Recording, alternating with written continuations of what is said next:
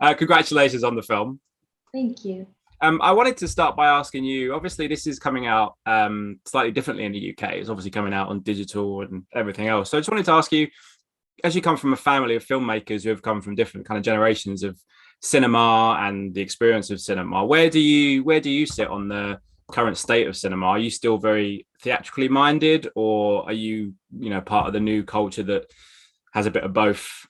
Yeah, I mean, I'm so nostalgic for the tradition and you know, I love, of course, it would be a dream one day to shoot on film. So there's that sort of um yeah, love of the old traditions, but at the same time, I think it's so important to embrace what's at hand. And I think it's super cool because of the technology that we have that, anyone can just pick up an iPhone or whatever and make a movie and share it in on the internet. And we get exposed to so much more than what we maybe typically would have used to have. So yeah, I guess I'm sort of on the side of both.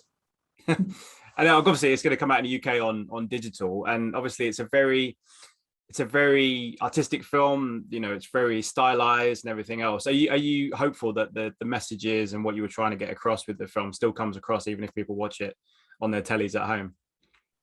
Oh yeah, I mean, of course, it's always nice to like have the theater experience and you're in a dark room and it makes you really focus. But I've been just enjoying watching movies at home, and I think it's just as fine. And you kind of go into it now knowing that that's most likely how people are going to be experiencing what you make.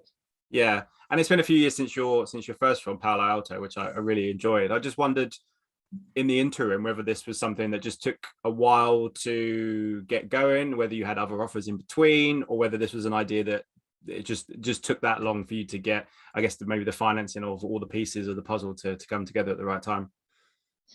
Yeah, I mean, it took me a while to figure out what the story is I wanted to tell. I didn't want to just kind of like make a movie just for movie's sake. I wanted to make something that I felt connected to, and uh,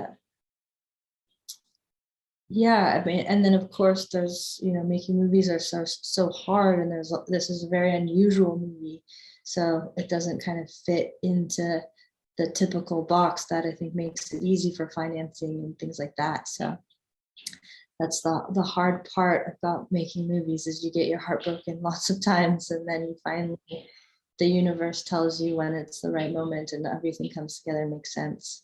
Yeah, and it has also, forgive me if this is something that's completely off base, but it had kind of a bit of like a fairy tale-ish Yeah, no, that's theme exactly to what it. I Was was that going a for. purposeful thing, that it had, that it had that element as well as all the other stuff that's going on in the film?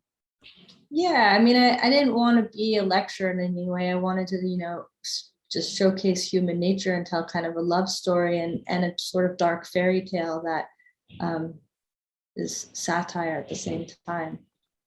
You've got an incredible cast, and there's a great scene where Andrew's talking, and both Maya and a couple of other people say that then he's not their boyfriend, and the kind of synergy between them, it kind of shows just the fantastic synergy between all of them throughout the film. Yeah. You must have been so delighted when you managed to get not just someone like Andrew, who obviously people know as one of the Spider-Men, but Maya Hawke and Nat Wolff. You must have been delighted with the array of talent that you managed to get on board this one.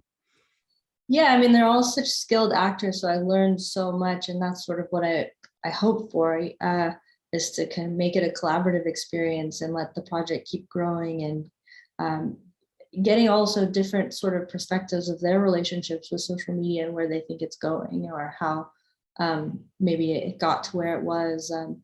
But we did a lot of workshops, and I think it's really important for me in my process to like make sure we build a family so that you have the space to just be vulnerable and free.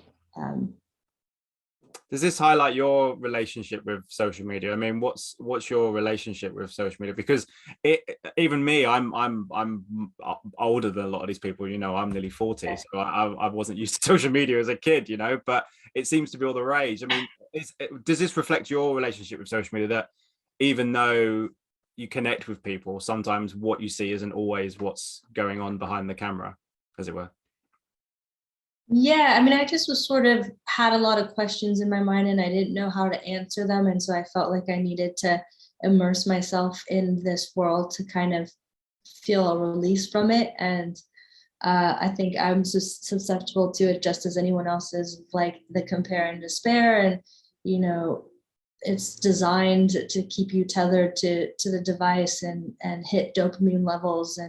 And so you really have to be well equipped to navigate into this space. And I think, you know, it's dealing with so many young people and so many people that have like a large platform, and are they equipped in that space to carry that? But in the scene where Maya Hawke kind of vomits up the emojis was sort of like how I felt. And now I feel very cleansed and relieved, and can have a different sort of relationship where I doesn't feel like there's so many emotions attached to it. Yeah, absolutely.